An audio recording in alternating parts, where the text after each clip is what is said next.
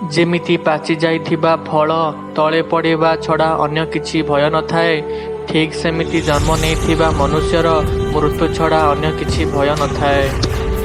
ସବୁଠୁ ବଡ଼ ଆଶ୍ଚର୍ଯ୍ୟ କ'ଣ? ସବୁଠୁ ବଡ଼ ଆଶ୍ଚର୍ଯ୍ୟ ଏହା ଯେ ସମସ୍ତ ବ୍ୟକ୍ତି ଜାଣନ୍ତି ମୃତ୍ୟୁ ଜୀବନର ଅନ୍ତିମ ସତ୍ୟ, ତଥାପି ସେମାନେ ଭାବନ୍ତି ଯେ କଦାଚିତ୍ ତାଙ୍କ ଜୀବନର ଅନ୍ତିମ ସତ୍ୟ ମୃତ୍ୟୁ ନୁହେଁ।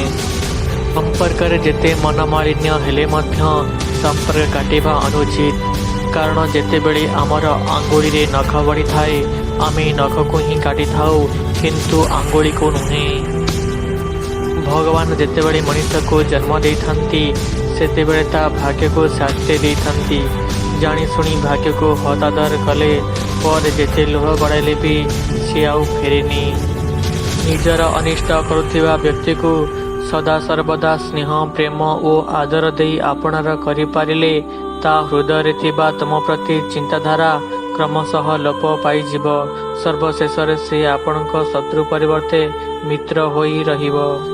ଛୋଟ ଦୀପଶିଖାଟିଏ ଟିକିଏ ଆଲୋକ ପାଇବା ପାଇଁ ନିଜେ ଜଳି ଅନ୍ୟକୁ ମଧ୍ୟ ଆଲୋକିତ କରିଥାଏ।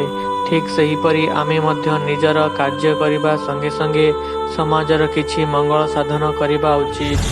ପରର ଉପକାର କରିବା ମାନବ ଧର୍ମ ଅଟେ। ତୁମେ କାହାକୁ ସାହାଯ୍ୟ କଲେ ଭଗବାନ ଆପଣଙ୍କୁ ସାହା ହେବେ, କିନ୍ତୁ କିଛି ପାଇବା ଆଶା ରଖି ଅନ୍ୟକୁ ସାହାଯ୍ୟ କରିବା ମୂଲ୍ୟହୀନ ଅଟେ। ଯଦି ଆପଣଙ୍କୁ କେହି ସାହାଯ୍ୟ କରିଥାଏ ତେବେ ତାଙ୍କ ପାଇଁ ଭଗବାନଙ୍କ ନିକଟରେ କୃତଜ୍ଞତା ଜ୍ଞାପନ କରିବା ଉଚିତ। ମନ ମିଶୁଛି ଯେଉଁଠି ସମ୍ପର୍କ ରଖ ସେଇଠି। ଯେଉଁଠି ସମ୍ମାନ ନାହିଁ ସେଠାକୁ ଯିବାର ନାହିଁ।